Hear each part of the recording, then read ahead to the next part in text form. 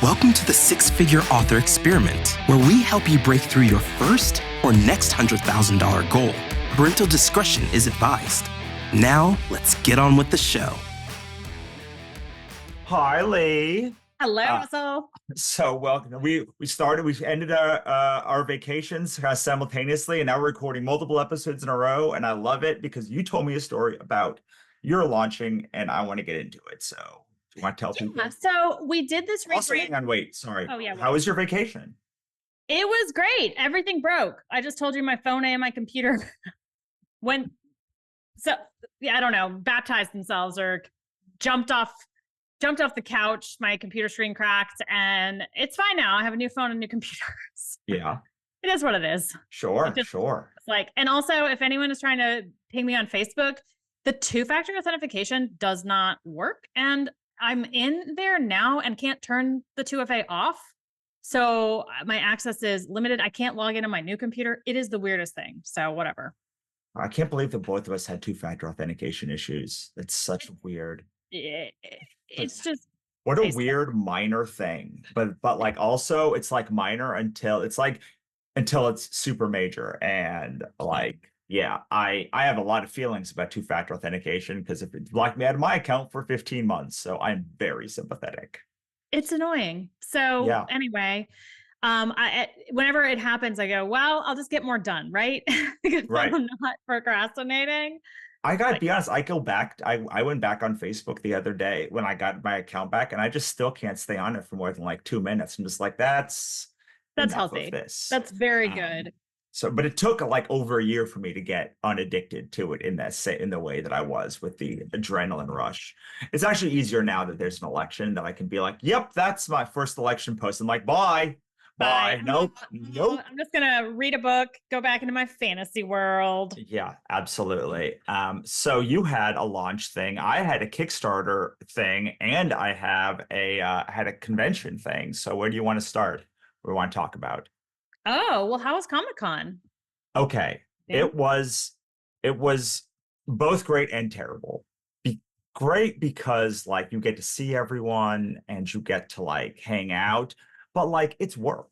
Like, yeah. And I think there's I built my career on comic conventions. Like I would be nowhere without conventions, but like I just don't like the convention experience anymore. I am not signing. I'm doing 3 more signings in the next 2 months. And then I have nothing for next year. I am going to do author masterminds, which I'm excited to do. I'm going to be in New Orleans with you and the whole conference. And I remember Monica said, well, don't you want a booth to sell your courses and stuff? I'm like, no, I want to go and no one knows who I am except for my friends. And I meet some authors and we talk about writing and books and Tana Front's mystery novels. And that's it. Like, yeah. I get it. I don't want to work. I'm like, no. Let me just pay the fee and show up and not sell anything. That's fine. Yeah. So the thing that everyone likes the most is the connection, the collaboration, and like the social drinking with your creators. It's a nightmare talking to comic creators about a conference. It's like, because like, they're like, but I don't make any money. I'm like, you don't make any money at the time, but like you guys are like focused on the $20 sales opportunity and you're foregoing the $10,000, $20,000, $100,000 sales opportunity by like going to a place that nurtures collaboration and connection. It's like we met at a conference that was like, I sold nothing. No one sold anything at the thing. It was just all there to like mastermind together. Like I met Melissa again at a conference that was 20 books. It's now Author Nation, just like, and we had a meeting and like we did like a $30,000. Like I never would have made that book without like Melissa. Yeah. So like it's like $30,000 basically, plus like anything else that we do, plus like all of this stuff. That's like I made $2,700 at Comic-Con, which like doesn't even pay for the hotel and parking at Comic-Con. Yeah. And I did pretty well comparatively. Most people said they were making between $3,000 and $4,000. It's like, okay, so I spent 5 days to maybe break even, or like don't do that. And I maybe find a $30,000, $40,000, $50,000, $100,000 opportunity in meetings. I think if you just go for the meeting though and be like, I'm going to network, and then it's even more fun if you just don't have to sit behind a booth to talk. Oh yeah. So when I Oh do yeah. reader conferences, I ship books and I give them away. I'm like, Right. hey, how many reader bags are there? Okay, I'm shipping over 500 books just to stuff into those readers' bags. And at least that way I'll get to talk to readers all day. I'm Right. hoping to do more like TikTok lives and online signings, like just move the reader interaction to those platforms where the reach is infinite, and just do collaboration where like, why don't you invite all your artist friends to your living room and I'll fly in and we'll just hang out. Right. It's like, that sounds way more fun to me. Yeah, and I mean the things that I got out of it were like I had some meetings that went pretty great, I think. I was able to like connect people together, which was pretty great. And I met like readers who liked the books already, but also found new people. The problem is though, you're sitting behind a table for, I mean, 10 hours a day for like 4 days. That is my definition of hell. Yeah. So And you end up maybe one of those hours a day is good. And the other 9 hours are people rejecting you, people saying no, people saying they'll be back, nobody coming through the booth, like not having any traffic. And I don't know, like, I think when you're on the come up, like a conference is great. It gets your pitch down, you like meet new people, but like I'm 15 years into doing this, like people have made up their mind about me in a large measure at a conference. And like, I don't need to be sitting there pitching new people like, hi, I'm Russell. They're like, yeah, I know. I met you 17 years, 5 years ago or 7 years ago. So like, I'd love to have like Lori or somebody come down and just like, I'm there. Lori's my publisher. Like I'll like still get the booth. They set up, like I just like do not have to be there. I do some signings and then like I leave. Cause like I do like Comic-Con, but my friend Chris, I had breakfast with her on Sunday. She's like, I went onto the floor into the convention hall for like 2 hours. And like the whole time. It's like otherwise I was having meetings and like having lunches and having like things and hanging out with people. And I was like, you know, you could do that. New Orleans with us. Cause like that's the entire ethos of like a good conference, I think, is like, how can we facilitate collaborations and hanging out and like swapping stories and just like empathy. Yeah. And just that powwow with 5 or 6 other people around a cocktail or in a hotel room. That is where I have made the connections or had the breakthroughs that have moved my business significantly forward. Yeah. I'm with your friend though. They're like, I sit there and I don't sell anything. I'm the same way. I'm like, if I turn on an ad and it does not sell more than $20 worth of product, I'm turning it off. I'm not going to do it. And the traveling. So anyway, I just said no to signings. Get this. Barnes and Noble, I'm invited to a signing. So that's signing number 3 in September. They're like, great. So we're going to sell your books on consignment. They're going to order a few of mine, but the rest they were like, we'll do them on consignment, which means I bring them in, meaning I front 100% of the cost, which is fine, whatever. They take 60%. Right. So people come to me. I've schlepped the books. I sign them. They do the thing. They go up to the front and Barnes and Noble gets 60% because they have a brick and mortar store and a crap ton of overhead. I get it. But the reason people are coming in is because all these indie authors said, we're doing a signing.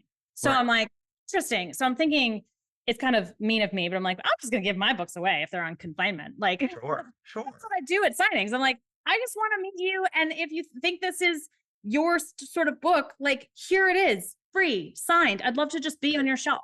And then I use the Facebook ads to make the money. And so that's my take on things. I realized this after Book Bonanza, which is an incredibly well-run reader event, amazing, awesome. And I was so drained that I said, what is this worth? I'd rather take the money I spent on this amazing event. It's no longer in existence. That was the last one this year. I'd rather take the money and go to the spa and maybe, or fly to see my co-writer or go to New Orleans. And honestly, it'd be less money and less time and less stress. So I am thinking though, I'm going to make a form and people can order signed books from me. Instead of having a shop, it'll just be a little bit more chill. And I will sign the books live and try to get some reader interaction and see if I can build that. I'd rather do one of those a week than do the amount of signings that I've done in the past 5 years. And I haven't done that many because when I started writing books, I was pregnant and I didn't go anywhere. Right. And then I had a baby like in my arm and I didn't go anywhere. And that's why I run the Millionaire Author Mastermind is like, I wanted that collaboration with authors and I couldn't physically go to a place like New Orleans. Right. And now that I can, I do take advantage of it. Yeah, it's interesting. I think that Author Nation has a really interesting idea of what they're going to do, which is like they have a direct store. You put their stuff in their direct store, they print it, they ship it, you sign it. I mean, you pay like they are taking like I don't know what their fee is or like whatever the thing is, but the idea is like they're going to have like a direct shop integration and they're going to be doing printing. And I'm like, that sounds pretty good. That's nonfiction, right? No, because they're doing a reader event on Friday, which is they're like it used to only be for authors who came, but like they're doing like a big push and like a fantasy ball and gala, and like they're bringing in like Kevin Smith to help excite readers to come. But like I like the idea that like I have to just put it up like I put it up on Amazon and then like people can order it or not. I think like it was something like if you spend $100 on their shop, like you get a free ticket or something too. So like there's like a bunch of things that I don't know. I'm kind of opposed to having a reader event at an author conference because then it feels like work. But like I think that like a reader conference could maybe get like more excitement if they like had their own shop. And I'm like 99% sure they're like Joe's like going to license that out to other people. Like, why would you not if you could do that? But yeah, I mean, I love your idea of like shipping in like just shipping books and being like stuff these in bags. I've seen it done at Worldcon, seen it done at World Fantasy, and those are the only two shows I've ever seen like them ask people, hey, do you want to give us LostCon, I think does it? Do you want to give us like 100 copies to put in bags? And I'm like, yes, I would totally want to do that. Like, then I don't have to worry about it. Then it's a you problem, not a me problem. You just do that. Then you get a banner with your name at the top.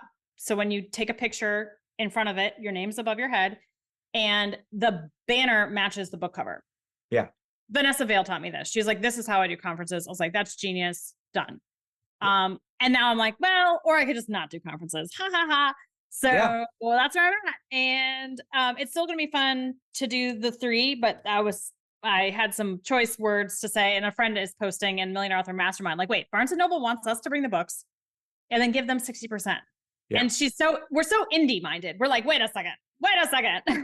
Right. It's like, I've done events at Barnes & Noble where they bring the thing in. Like they bring the books in. One book, and I'm like, one of they asked for a list, and I was like, well, here's the list I would promote. And apparently the other 2 were too like racy or something, and they were like, we're not ordering those. I don't know. Well, then they ship the books back. Like they're like, we'll order them, and then they'll ship them back, and they get charged back. And I'm like, yeah, I always thought that weird system. It's broken. Okay, that's why I wanted to bring it up. I'm like, this is the most crazy honky broken system I have ever heard of. Yeah. But I'm just in a direct sales mindset. Like, and by direct sales, I don't just mean like I have a Shopify store. I mean like direct sales marketing where you send an email and you make money with your product. And yes, so there is a trick. It's kind of a sneaky Pete trick where like bookstores can't send back books that are signed. So if you just sign all of the books that are there. That's right. I did learn that. And you're like, I don't know. In fact, I'm just going to tear up the cover and throw it in the dumpster then. Bookstores, but that's okay. Because like then I don't get the chargeback for it. I don't want them to do that, but like bookstores don't like when you go in there to sign books often because like they're like, I can't now send it back. But authors should do it anywhere they go because they can't send it back, 1, but 2, like then they move it to the autograph shelf, which is always in the front of the store. So if you are a published author, if you're like a traditionally published author, like my friend will like drive between conferences that he does. And like, he also is like a speaker and he's like, I will stop at every bookstore. And he had to deal with Tor. He became one of their best-selling authors because he would sign the books and they would move to the front of the store, spine out. I mean, front fit. And the amount of like, it's something like 80 or 90% of book sales happen with the Yeah. books And that are like that they can see the cover comparatively to when they're like on the shelf. on the spine. And Yeah. book publishers spend so much on what they call merchandising to get that front of the store Right. space. Just like Kellogg's is trying to put their breakfast cereal on the end of the aisle. It's just such an interesting world. So now I've complained about that. I can complain about my launches next. Sure. We're just going to call this We Complain About Things. Well, Lee and Russell complain about random things. Art. in public, it really is, because they're like, oh, well, there's a purpose to this, but I just want to be upfront with everyone. I was on the QA. I did not feel like the big trilogy launch that I had geared up, like, oh my gosh, all these books, hundreds of thousands of words, we're going to publish this. It didn't go badly, but it didn't go supernova. And I'm like, well, that's a failure, Right. which is dumb, but that's where I'm at. And I don't know if it's just launching a trilogy on the store is so weird or whatever. And there's fans, like people are emailing about it. They're asking for the other books. I saw 2 comments in our Right. reader groups, like, who is next? When's the next one out? That's always a good sign. And Wait, was that on a direct sales store launch, or you said, or is it like on retailers and everywhere launch? we launched it everywhere. We launched it everywhere all at once. Mhm. So the direct store and Amazon like went live. We did a direct store a couple of weeks early, but most of the sales come from Amazon, which is interesting. Also, my ads guy did all the numbers for this year, January through July, and he's like, there's no correlation, there's no spillover effect, which I've been telling everyone that there's a halo effect for how many podcasts. I think there was one last year, and when we started the direct store, like, because I just it wasn't making sense that the series was doing so well on Amazon without a launch. Usually we're propping it up with launches, but I'd have to do the data. So apologies to everyone that I lied to for the past couple of. Well, I podcasts. also, I feel like if you even only get a spillover effect for 6 months, like, Yeah. because like at some said point, you Steve know, like- Piper was like, oh Right. yeah, that halo effect is great when it happens. And I was like, oh, I guess it will end soon. With all the launching we did do, the series is fine. Like, we're making tons of money. It's fine. It's just interesting to me that it's so slow and steady. And it's not, like I said, supernova. And then Right. he was really looking like, if I start an ad, if I pull this lever to run an ad to this book, does that book spike? And he's like, there's maybe a tiny effect, but it's not that like massive, like I said. Mhm. So, correlation doesn't equal causation. It probably isn't causing it. Or if it is, it's so minor that it's not adding millions to our bank account. And yet we go on. And I just feel like I talked a lot about the flywheel effect with Mike. And I just feel like that's where I'm at. I'm writing a new book. I'm in the grind. There's a lot of what they call FUD in the crypto space or the investing space, fear, uncertainty, and doubt. I'm like, wow, why do I write? Writing is hard. Books are hard. This is hard. I don't understand plot. I don't understand sentences. Sure. Why does this character sound whiny? And what am I doing with my life? Is launching even worth it? So there's just been a lot of that normal, like, Sure. what am I doing? I just want to share. This is very relatable content for me. So I'm please just keep going. I don't know. All I can say is when I look back, when I do see the reader comments, I save them, guys. Right. Because sometimes you get up and you're like, well, this plot isn't working and I have to cut 20,000 words out of 44,000, whatever, or completely rewrite. I got 2 beta readers and they both said contradictory things. Right. And I'm going, but I am grateful I wrote that last book, that last trilogy. I am grateful for the money it has made, which, we've paid off our mortgage, so we're fine, but the lights are still on, whatever, it's good. Right. And when I do look at like, what am I doing? It's not always like for those exciting moments when I ink the deal with a publisher to do a comic, which you've told me comics don't make any money. I'm very money motivated guy. So we'll come back. Oh, I think our is going to be the exception. Like, well, I'm now, and then you say that and I'm really nervous. So that's where I'm at. And it's okay because I had a midwife and a doula. A doula helps the birthing person in the birth, right? The one doing all the work.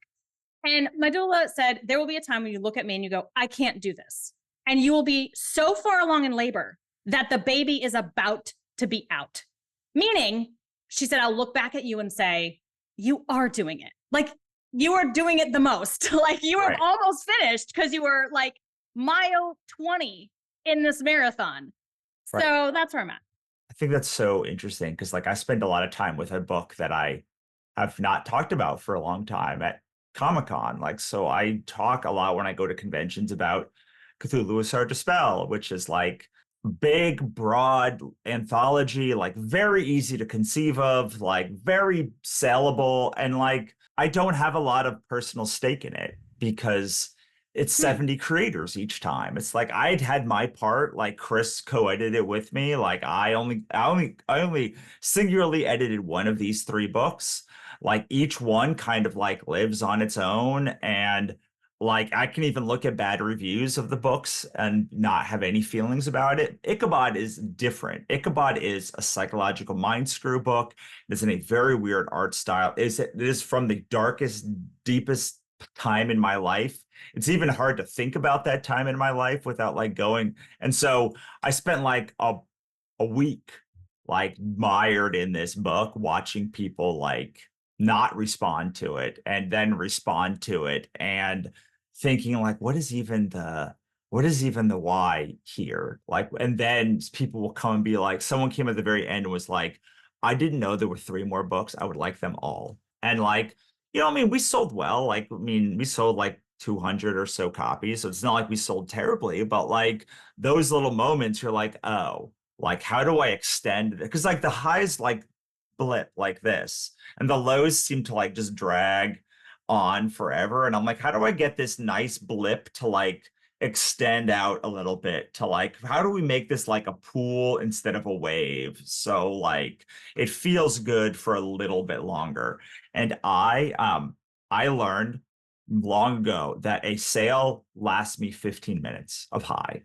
So if I make a sale every 15 minutes, I can maintain that high all day. But if it ever goes more than 15 minutes, suddenly I'm like, I crash real low down. And I think that like from my experience working with authors, the spike when you first the rank going up so high, like, and then coming back down so low, like it affects it affects people in that like, oh, well, my book's not one anymore. So like, where's the high? And I do wonder if over time, like having 10 or 20 sales a day every single day, or 50 sales or 100 sales a day, like improves authors' mindset because they can wake up and reliably have a baseline.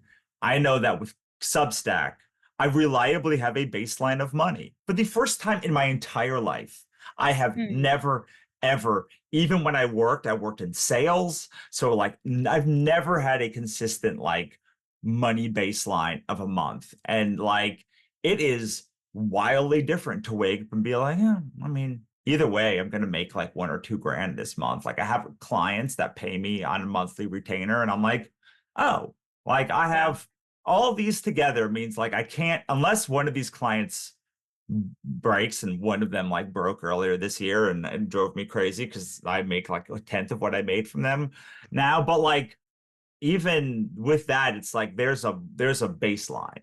It doesn't have to shoot up, which is one of the most interesting things I think about like doing this now for 10 years. It's like without that spike 10 years ago, like, were you going to make any money though? I don't know. Not nearly as much money. Yeah, I guess that's what I'm complaining about. I was like, everything is so slow and steady. And that is what I've been working towards for years. And now it is there. And I'm like, but there's no highs. And there's also something to be said, like, yeah, so I did a Kindle Unlimited launch with another co-writer who feels more comfortable with our books in Kindle Unlimited.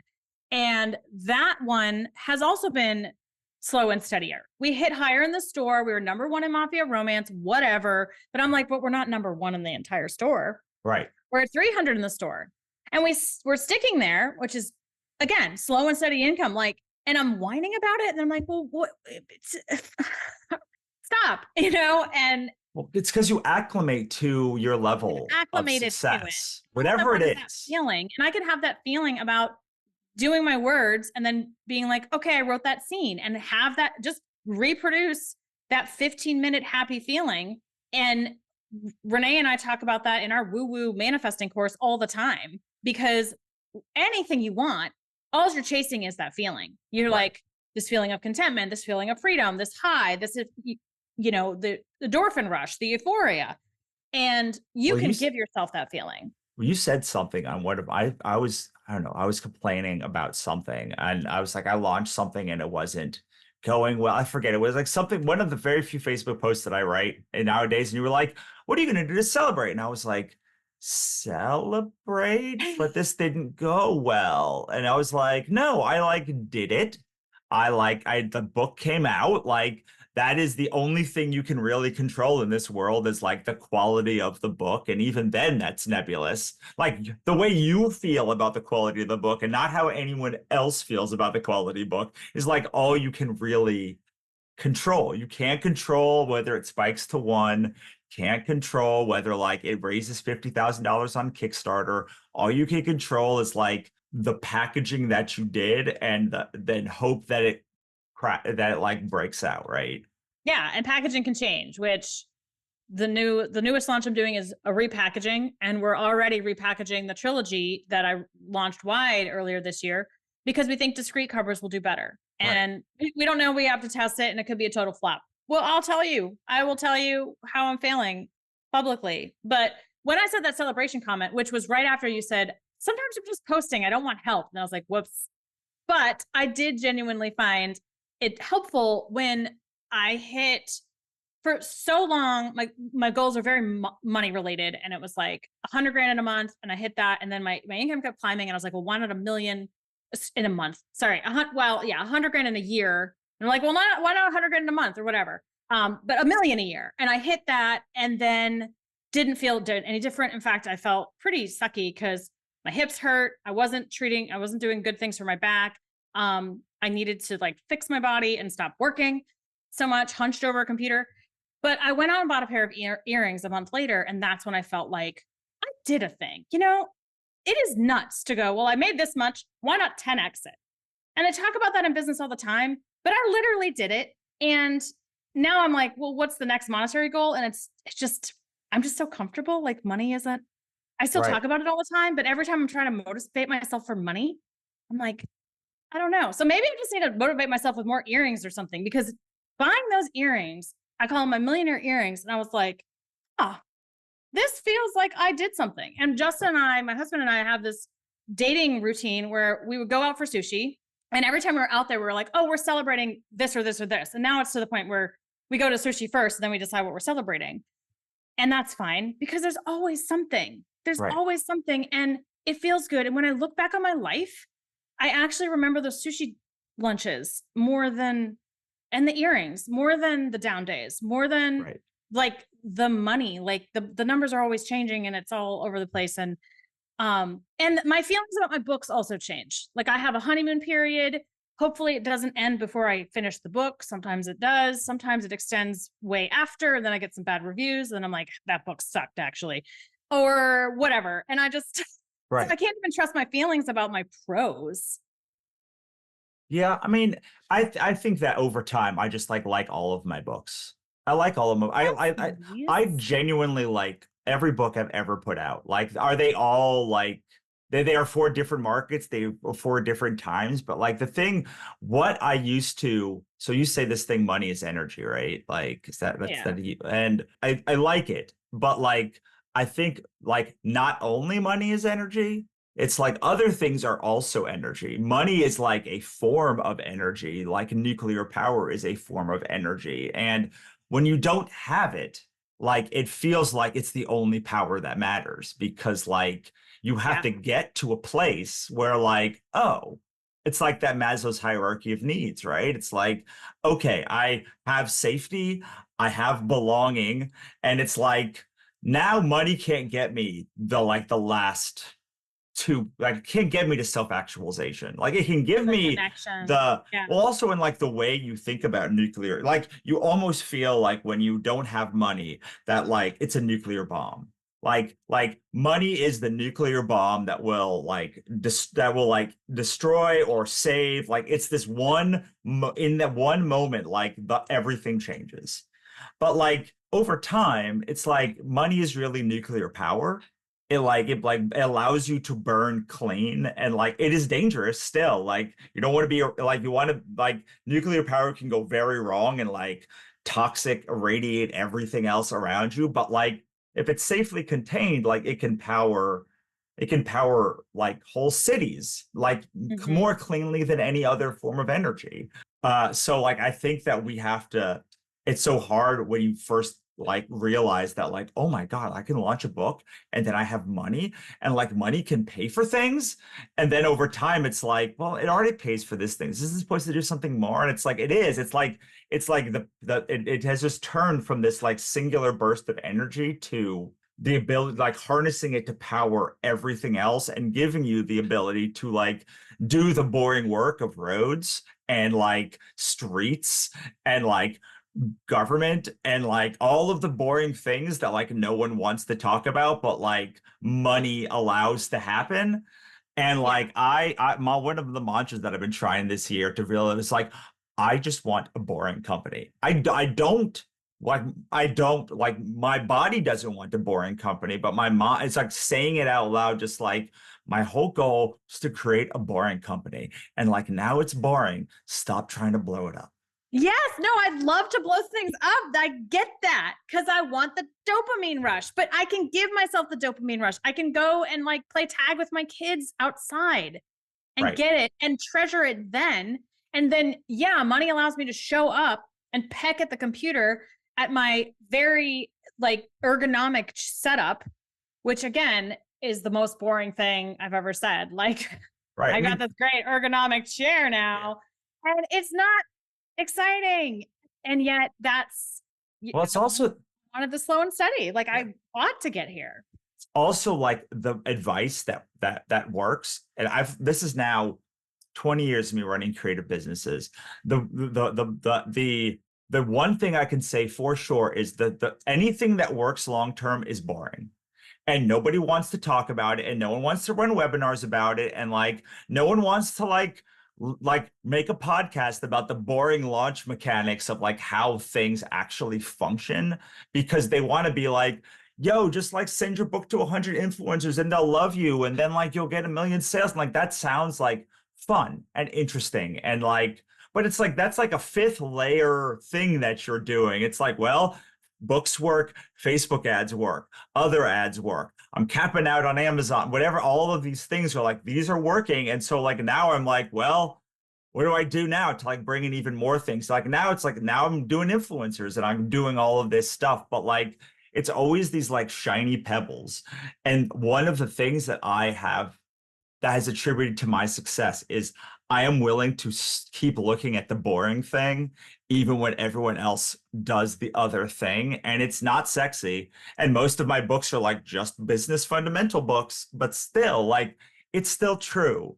Like, the people that, like, the Warren Buffett school of investing is like, I don't know, pick 20 things to invest in and just like hold them for decades. Yeah, that's him. And if he says if you have under $1 million, just invest in an ETF that tracks the S&P 500. And as someone who has done the picking and the ETF thing beats it out, and it is so boring. It is so boring. I wanted to say I'm a little worried because I run the Millionaire Author Mastermind Facebook group, right? And people sometimes post about like a flood of money, and then I've watched like over the months, maybe like things don't continue at that same rush excitement, but they bought a Mercedes. And I'm like, okay, that's cool. Like, whatever. I just told you to buy earrings and celebrate, right? And yet, if you are lucky enough to be going through that dopamine rush, excitement about a bunch of money coming in, please, please save it. Please just have like the boring budget thing, like have a baseline, know your monthly burn. What do you have to bring in? What could you cut quickly? Like what is my minimum and what am I spending over that, but could quickly say, nope, it's gone. So that I don't have Substack, but your Substack income could just cover that basic. Right. And that gives me a lot of creative freedom. Like I don't have to write my next book because I have savings. We don't have any debt. But if you're new and you're like, well, you're trying to get me to budget and I make like $1 for my books. Well, I'm saying just be prepared and have those savings accounts set up. And this idea of like, if I get a windfall, and the issue is you might not think it's a windfall. You're just like, this will continue forever, 10,000 a month extra dollars will always be there. I just want you to go, no, let me at least save. I mean, if it's extra, like 90% of it. And then, yes, I was just going to say, talk to me about profit first, because I know you subscribe to that. Well, so Inez Johnson did a brilliant post, and she has a Substack, and Inez Johnson's having a breakdown, which is the best name for a Substack maybe ever, where she breaks down specifically romance things. So she talked specifically about profit first and the profit first mentality. And I don't subscribe to this as much as I should. But the idea is you have 5 bank accounts: an income account, a profit account, a compensation account, a tax account, and an operating expenses account. And I'm not saying you should have 5 bank accounts, but like you should every month cut yourself a check to your business. Every month I cut, it's not a huge check. I cut like a $2,000 check for my business. And I was doing more than that. And my accountant was like, don't do more than 2,000. It's like not worth it for like tax implications. And I was like, oh, but I like making like $5,000 a month for my business. Like I just like that it kept going up. But like whatever it is, if it's $10, just like you should absolutely have a personal and business bank account for sure, like 100%. So take one of those accounts and transfer $50, 10%, whatever it is. I didn't like the 10%. The profit first is take 10% as profit. I don't like that. I like being like, because I'm like, oh my God, I made 20 grand. Now I've got to cut myself a check for 2 grand. I preferred having, for years, it was $500 a month. Just cut $500 a month checks to myself every single month. And it slowly grew to like up to 4 grand and then down to 2 grand. Like there's a lot more money in my accounts than that. And like, then we transfer sometimes money to like our investment accounts and such. And we just got a new advisor, which like literally, like we made more money and profit in like our account going up in the 3 months we've had them than I have in 5 years with my previous accountant, I think, my previous thing. But it's like, the idea is you take a bit out for you and like you keep the rest of it in, but like you have to keep some for you. You also, I have a post I have to find now called, it's all about the energy first mentality. I wrote about it in, this is not a book, but like I use the same profit first mentality for my own energy. Like 10% has to, by the end of any day, 10% has to be left in the bucket because I need to be able to do the next day. And I need to like, and you don't always get that. Sometimes I mean, last week I overexerted myself because I was at a conference, but like I had built up an energy reserve. I had been, and I see this in because I'm chronically ill. Like I see when I do too much for too many days, I wake up the 3rd day and it's like, you can't do anything today. You can't even get out of bed. And so I think that there's both of these things of like, a lot of times people are pressing so much energetically that they just don't have enough to make the success that they want. Because like you need to be banking energy. This is like a very woo part of my life that like most people are like, you're talking about banking energy, but like I, in my own life, if I do not have energy reserves, cannot do work the next day. And I know if I do more than 6 hours of meetings like this in a week, I will have 4 the next week. And then I'll have 2. Then I'll have 0. Like I have to bank up all of that stuff so that I'm not stabbing myself every time I have to have a big day. And I feel the same way about like being under leveraged. Like everyone is like taking their minute. Like I have to make every single minute of my life counted. And I'm like, I don't know. I've gotten the most success when 80% of my time or 90% of my time is unblocked. Like I don't block it off. I don't have meetings and I don't put meetings in my calendar unless it's like a hell yes, or it's about this conference, which was already a hell yes. So like I meet with sponsors and I'm like, I like meeting with sponsors. Do I need to meet with every single sponsor? Probably not, but like I will do it because the conference is a hell yes. And there are elements inside of that hell yes that might not be hell yeses, but you're kind of taking it as a package. It's like, do I want to go and do X, Y, and Z for my series?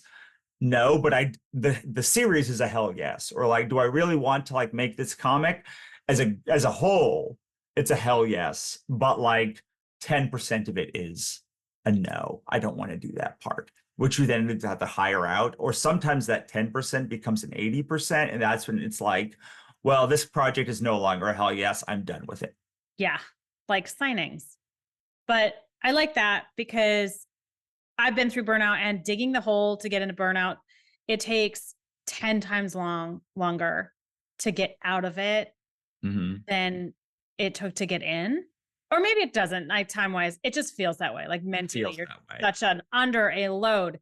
So yeah, when it comes to money and energy, like if you have this windfall, it's so boring, but budget it. Like go, how do I like the 10% first. So let's say it's just 10%. You made $1,000, you take 100 and you just blow it. You just go nuts.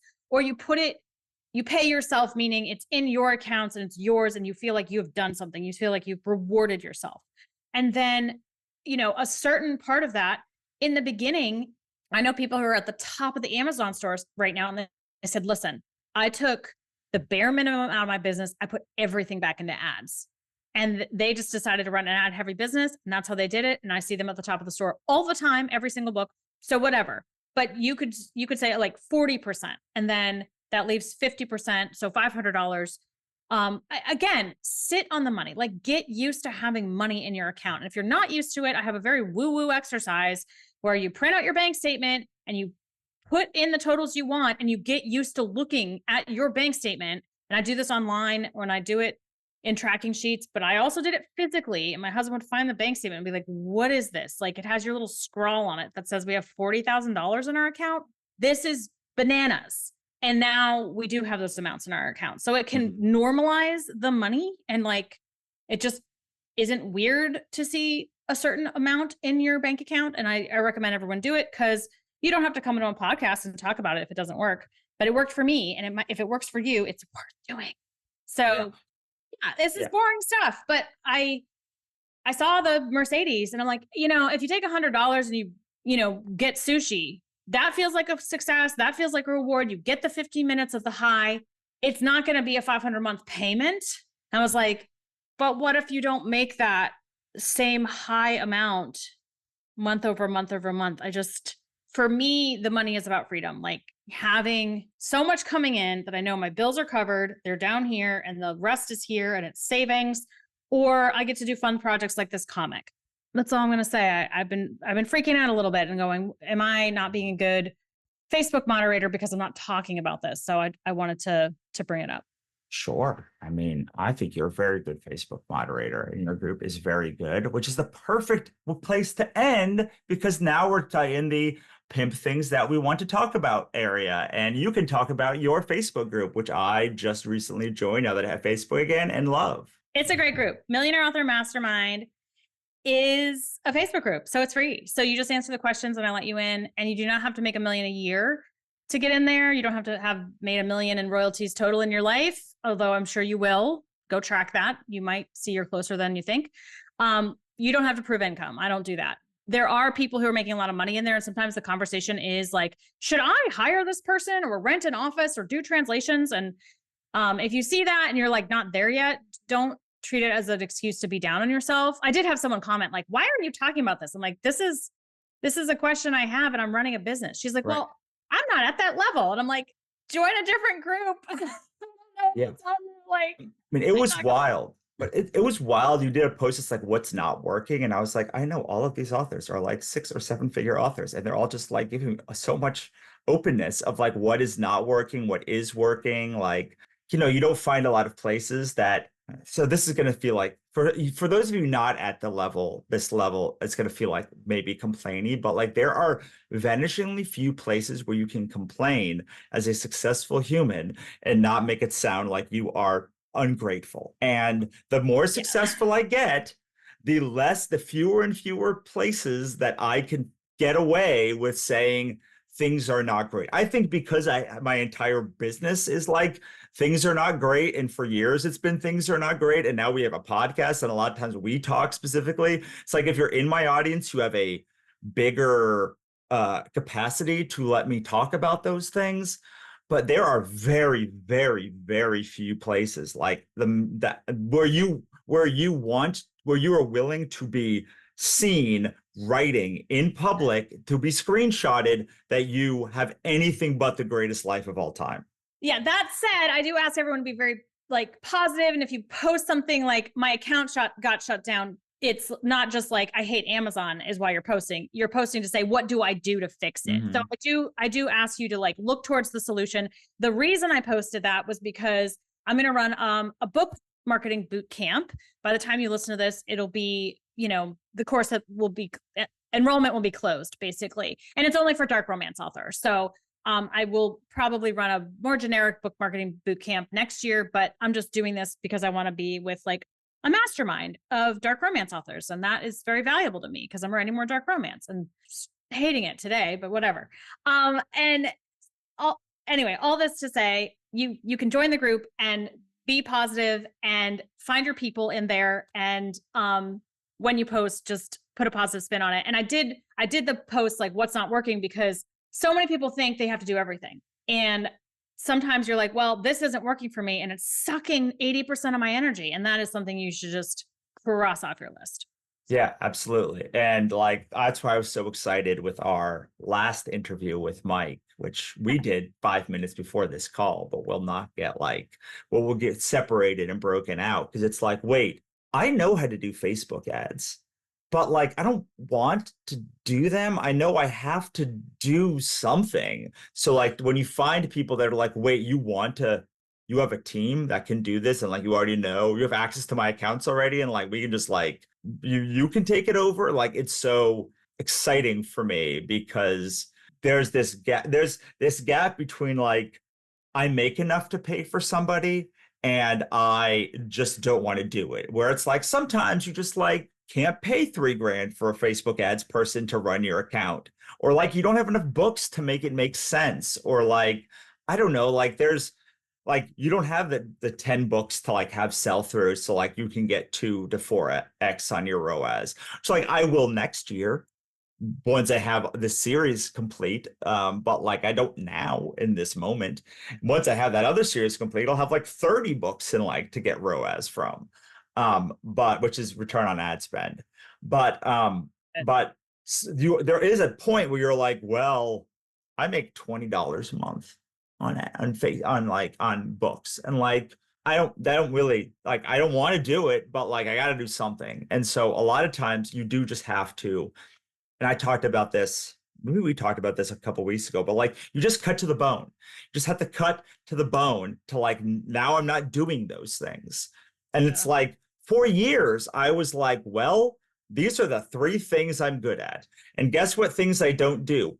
Literally anything else. I don't have Facebook groups. I don't have X, Y, and Z. I don't have podcasts. I don't have things that I enjoy doing, but don't maximize the ROI. And it was the both things. It had to be like something I like doing that like also gave good ROI. And I could not do something if it wasn't both of those. And then like, Monica and I joined forces, and like, I had double the amount of things that we could do. And then like, we got a little ahead of our conference, and we could hire someone to do our conference, and like, we can hire people to do community. But like, my philosophy is, oh, I just don't do that then. Like, just don't do that unless I can I hire it? Can I afford to hire it? And it's like, well, I don't know, if you have a book, then like, you're making $20 from it. Like, there is so many things you can do, which is the other thing that I wanted to say about like, you're doing the influencer marketing piece of it. It's like, well, if a bunch of stuff is working and you want to make more money, you have to do another thing, or like make another, like but like, when you're making $20 a month, like, you can probably just fix your book and make $1,000. Like, there's just so many things that you can do in that bottom and try. Yeah, but you don't have to do everything. And Right. you could do one thing really, really, really, really, really well, and that will move the needle more than anything else. So I did follow up with a post that says what is working, but I post that every once in a while anyway. Sure. I thought both together was very illuminating and exciting. So yeah, join the Millionaire Author Mastermind group on Facebook. It is free. Yes. And come join us in New Orleans, writermba.com/conference. Come to sixfigureauthorexperiment.com to listen to all of our episodes. all of them are like packed with value. Like I honest to God was thinking the other day, like, man, we should just like get someone to like pull all of this information into a book, because like all of the stuff that we did from like even the 15 or 17 episodes, it's like, wow, that is a insane amount of value, even if we intersperse it with insane things that we say. So please come and subscribe to the podcast. Come join us in New Orleans. Join Lee's group. I am in there. Lee is in there. Other people are in there. It will actually, I was like shocked at the level of people that were in there. And we will talk to you next time. Bye. Thanks for listening. For more, head on over to sixfigureauthorexperiment.com for archive access, resources, and more. We'll see you next time.